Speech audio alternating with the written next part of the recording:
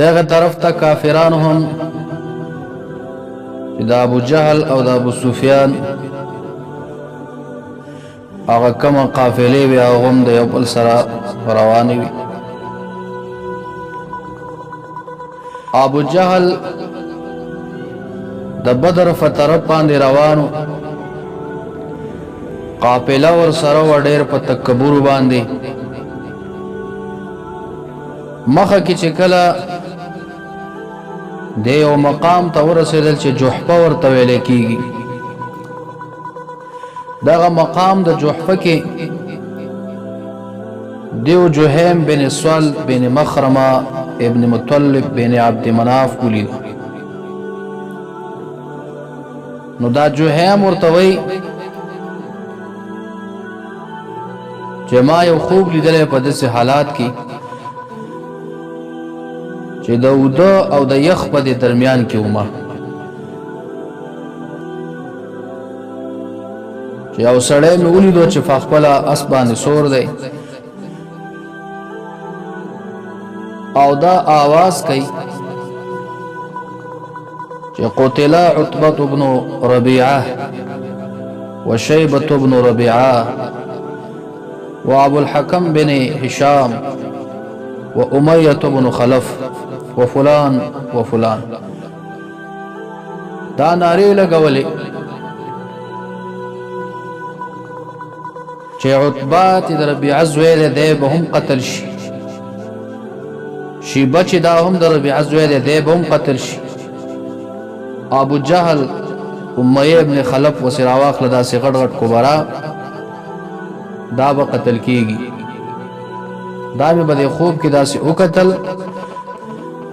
دا خوب چاته بیان کو، دا خوب بیا دا واقعي ابو جهل ته ورسېده. ابو جهل چې واقعا ورسېده چې پلانی داسې خوب کتلې ده، دا خپل جهل کې راغی غوسه شو. دا کسه د عبدالمطلب سے په زامنو کې بل څوک را پیدا شو چې د نبوت دعوی کوي. بس ځای چې خپل میدان ته ځان رسو سباله به پته لګي چې څوک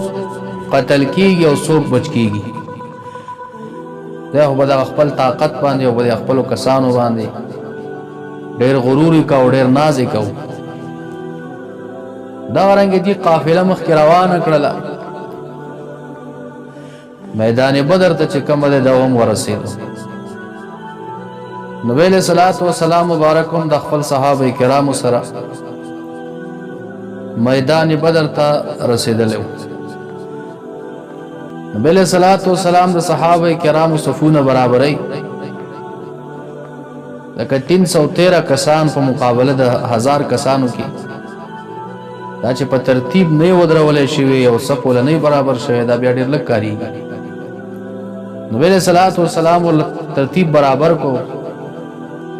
او دا سیده صفونه په کې چې کومه جوړ کړل کوم مانځه ته چې سړی څنګه وري. یو صحابي فرمای وای زه د صف نه سلیکشن تراوت هم زما د سینې لګه بهار واده صف. نبی علیہ الصلوۃ والسلام سره نزایا همسا شریف پلاس کې او زما د سینې کې چې کومه دا سره حکم بل یې زه سیده کوله ما چې سیده شه. د فرمای چې زاغه ما ته درد را ورسو زه خو کړم اما او ته چې د الله رسوله دغه نزاد او کار سره دی او ډیر زیات خو کړم. نبی علیہ الصلوۃ والسلام مبارک ته مخ راوړای شي بدل را نه واخلا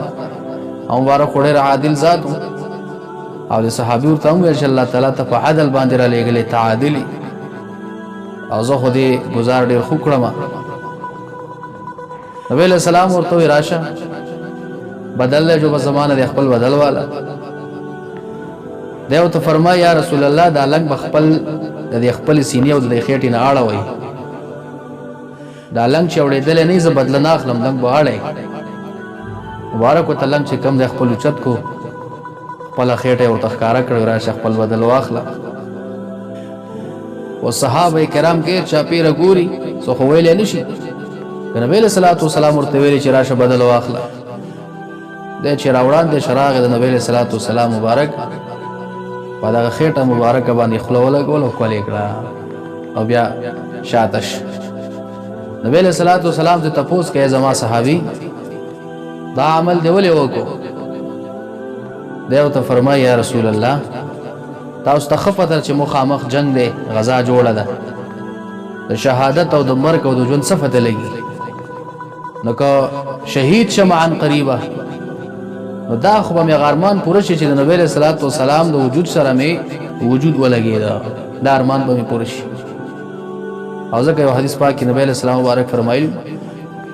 چې د چا د وجود سره زما وجود ولګېده په دغه وجود باندې الله تعالی د جهنم اور حراموي، هغه نشي سیدلی. یو صحابي مبارک ته نبی علیہ الصلوۃ والسلام یو رومال ورکړ، دا رومال چې د کله څخه کېږي دا به انځینه بس دا په اور باندې لپاسه نسه، دا اور چې کومه دي نه به د اخره لرکۍ دا به سوځي نه. هغه صحابي فرمایي چې کله به دا رومال څخه شو ما به په اور باندې لپاسه ونیوه، هغه اور به تې اخره لرکه او رومال به بچ پاتې شو، څه ځای کېده به نه. هغه مبارک داسې هستي الله تبارک وتعالی را لېږلې وه. دغه صحابي هم د خپل ارمان پوره کړ او د نبی علیہ الصلوۃ والسلام په خېټه مبارکه هغه خپله خوله ولګوله، جسد یې ورسره شریک شو. بیا نبی علیہ الصلوۃ والسلام مبارک هلته یو خیمه ورته لګېدلې وه، مبارک هغه خیمې ته وردننه شو. حضرت ابوبکر صدیق رضی الله تعالی عنہ سره په دې خیمه کې دننه او ډېره زاري الله تبارک وتعالی ته نبی علیہ السلام کوله. ځکه د کافرانو هغه ټول رؤسا او مشران هغه د جنگ ته حاضر شوي او ډېر تعداد ډېر په لویۍ او په تکبر او په فخر باندې دې سایډ ته نبی علیہ الصلوۃ والسلام الله تبارک وتعالی ته زاري کړي یا الله دغه یو څو ټولګی دي معمولی شان کسان یو چند تعداد دی، خدای که د دیو مدد دنن ونه که او دیو ته غلبه ورنه کړه تر ورځې د قیامت پورې په ځمکه کې به د خدای پاک څوک عبادت ونه کړي نوم به دې وانلي. یا الله د دې ټولګي سره مدد وفرمایي. ابوبکر صدیق رضی الله تعالی عنہ وړاندې شهید الله رسوله تاسو الله تبارک وتعالی د نصرت او د مدد وعده کړی ده، تاسو الله تبارک وتعالی خامخا مدد کوي، بیغمه شخه کېږه ما. سعد بن معاذ چې د انصار مشر صحابي و دی په دې ګیټ باندې بهر د خیمې ولاړ، نور صحابه سره هم دي او دا پیرداری کې چې اسنه دا کافران چرته نبی علیہ الصلوۃ والسلام ته ضرر ورنکي نو دی د خیمې په دیور باندې ولاړ او پیرداری کوي. هغه طرف نه کافران بس یو بل ته مسلمانان او کافران آمنے سامنے شو. د دین یو کس راووتلو او په میدان کې چې کومه د توره تاو کړه دا ما قسم کړی دی چې دغه کم کوهې چې دی دا کمې اوبه چې دي یا خو به دا اوبه خامخاس کم ځان به ورته رسوم یا به دا خیمه دغه کوی باندې چې کومه حوض جوړ شوی دا به ورانوم او یا به د خپل سر باندې لبې کوم د دې کوی به د خوا کې به دغه ځای مرمه. که داسې په تکبر باندې او په لوی باندې د میدان ته راووته. حضرت حمزه رضی الله تعالی عنہ ته ورووته او توره په لاس کې و ایمانی گزار چې ورکړ دی په دې دوه خو باندې چې و د خپې ته کټ کړی راولید چې راواچو نو دی خو بیا جاهل او خپل قسم پوره کول وختل بیا هم خوایده په دې ډډه باندې خوایده چې ځان خامخا د ابو دې زیات ورورسو.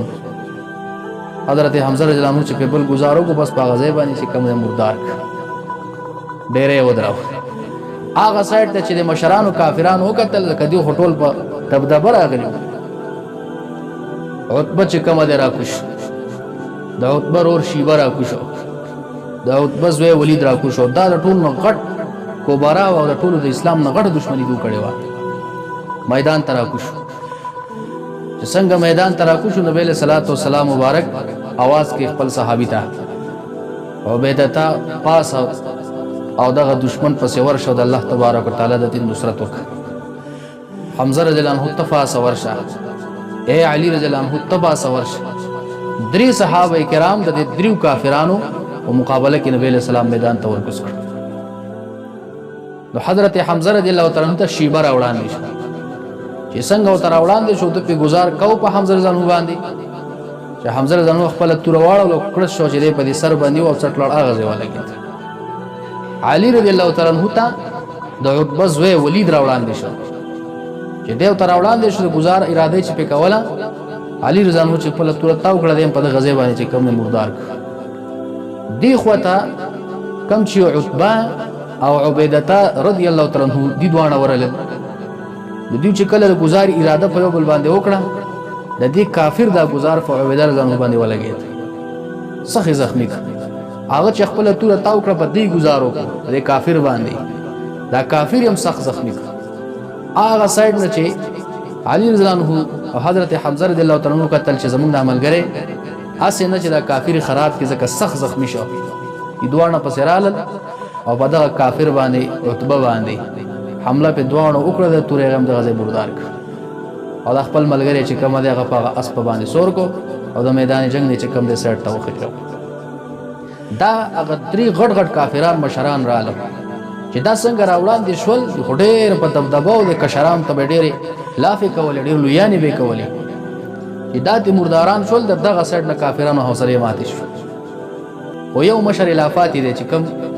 ابو جهل دی نور په کوم ډېر مشران پاتې دي لکه امیه بن خلف د الافات دي